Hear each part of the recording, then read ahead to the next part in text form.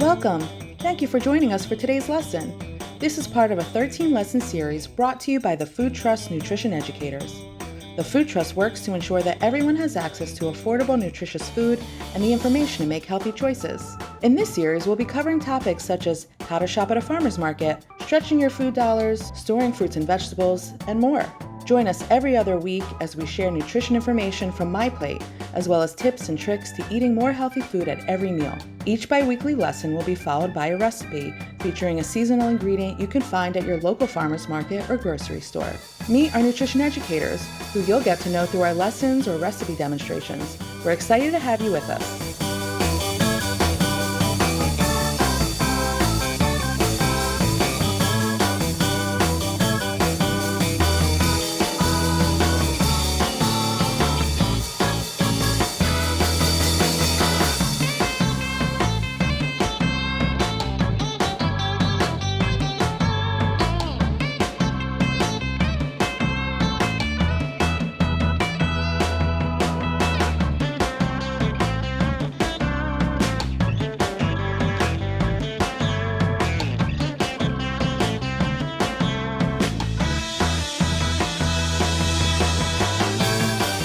Thanks again for joining us. Please fill out our anonymous survey at the end of this video so that we can find out more about who we're reaching and how to serve our audience best. We hope you come back for our next lesson.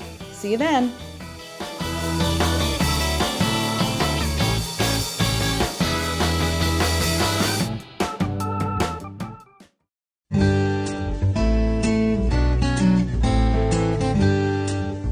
Hi, I'm Jen, and I'm a SNAP-Ed nutrition educator at the Food Trust.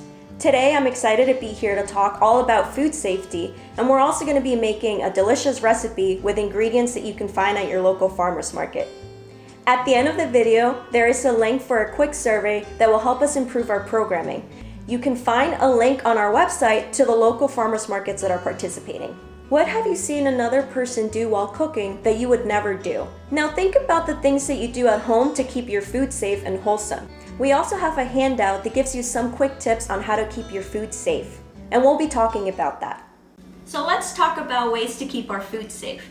Number one is we want to make sure things are clean. That includes things like our hands, our surfaces, and also our food. So when we're washing our hands, we want to make sure we're washing them for at least 20 seconds with soap and some warm water. If you want to count to 20 seconds, that's awesome, but you can also sing happy birthday twice. Like we said, we also want to make sure our surfaces are sanitized before you start preparing any of your food. You want to avoid any lingering germs, bacteria that can also stay on your surfaces. The other thing you want to do is that you also want to keep the places that you're storing your food clean. That includes things like your fridges. Make sure you're cleaning your fridge out once a week at least so that you can replace the things that have gone bad and they don't spoil the other items that you have in there as well. Now the other thing you also want to do is that when you're preparing your food and you're using appliances like your toaster oven, your blenders, you want to make sure that you also sanitize them, especially things like the buttons and hard to reach places. The other thing you also want to remember to do is that right before you start cooking, you want to make sure you're rinsing your produce. You can wash your vegetables and fruits with some warm water and a little vegetable scrub to get rid of some of the germs, and we'll show you why. So like we said, it's really important to make sure that you're rinsing your fresh produce, and I'm going to talk about why. So here I have an orange in front of me. I went to the supermarket and I got it. But before it made it to its supermarket, it had a long journey. Before it made its way there, it had to be picked from the tree. It also had to be packed and then transported to the supermarket.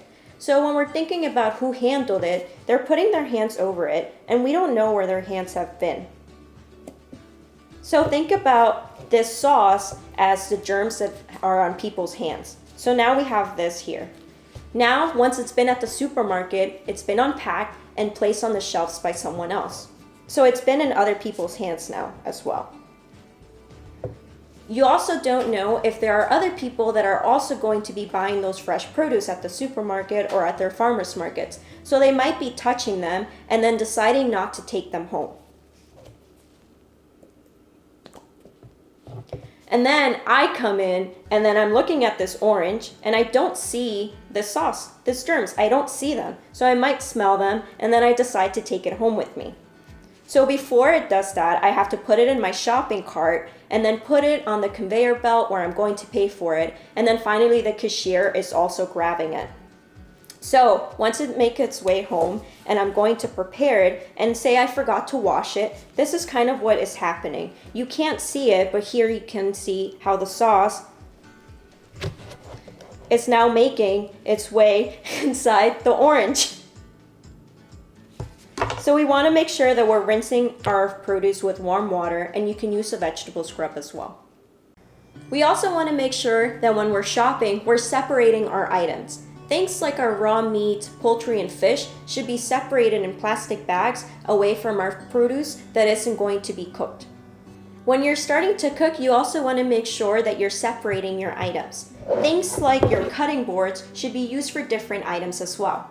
The plastic cutting boards are good for preparing your raw meats on because the wooden ones tend to absorb the liquids. So these ones are better used for your fresh produce. Now, when you're cooking at home, you also want to make sure that you're cooking your raw meats, your pork, and your fish at the safe internal temperature required.